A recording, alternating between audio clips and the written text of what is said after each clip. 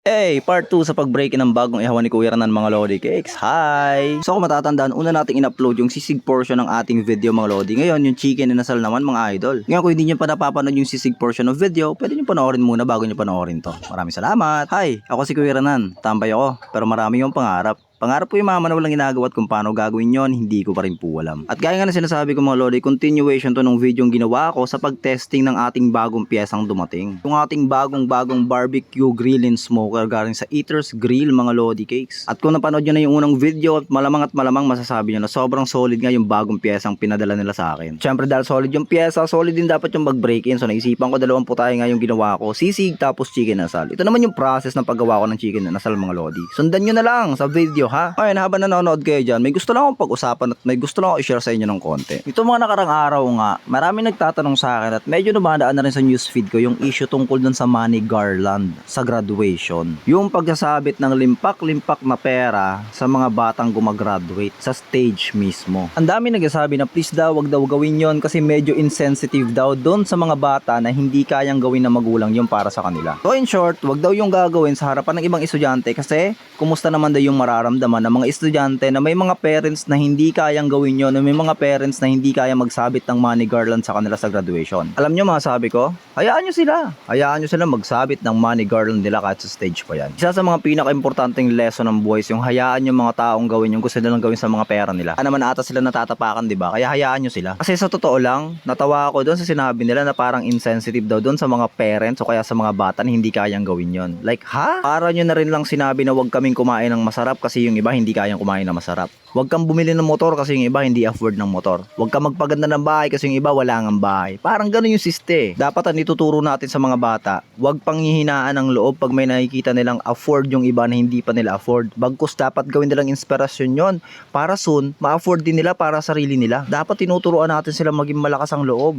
Turuan natin sila na may mga bagay na kaya mo, may mga bagay na hindi mo kaya, at may mga bagay na kaya ng iba na hindi mo kaya. Kasi sa totoo lang, yung money garland sa graduation na makikita nila, nako, napaka-basic pa lang yan. Pag yung mga batang yan lumabas na sa tunay na buhay, mas marami pang mga ganyang bagay silang makikita. Bigyan ko yung sample. Nagtrabaho akong bagger sa isang supermarket sa Manila. Sumasahod ako ng minimum, nagtatrabaho ako ng nasa 8 hours. Paglabas ko ng parking lot, makakita ako ng isang batang halos kaedad ko lang na nakasakay sa Lamborghini. Pero wait lang, kuha muna ako ng DIY na pambrush doon sa inihaw kong manok. Saglit lang. So ito, wala kayong pambrush. Ito. Yan.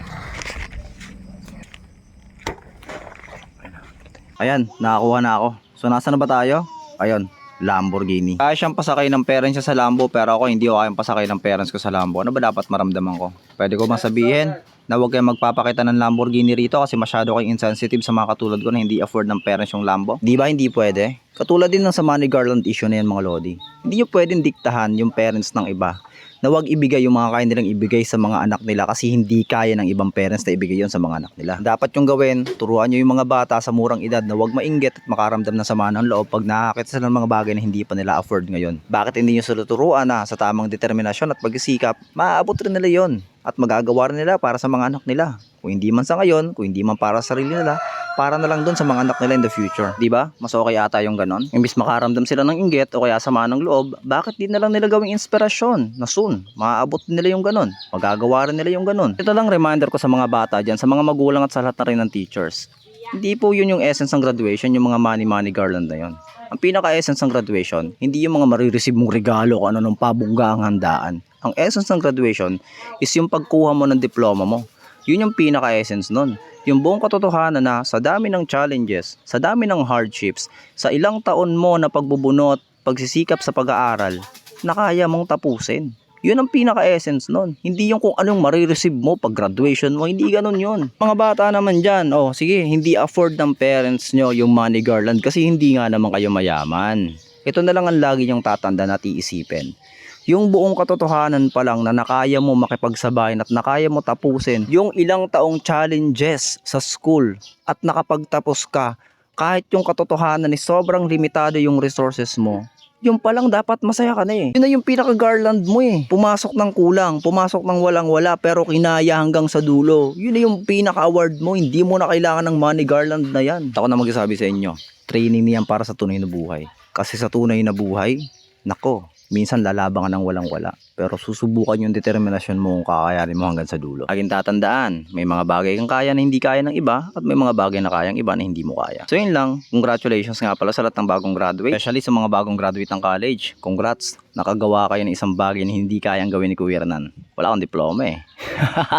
Welcome sa tunay na buhay mga idol. That is it for today's video. Luto na yung chicken na nasal natin. Kung trip nyo rin yung grill ko mga lodi, check nyo po yung page ng Eaters Grill. Maraming salamat sa panonood at maraming salamat sa lahat ng suporta. Kuya Hernan, out.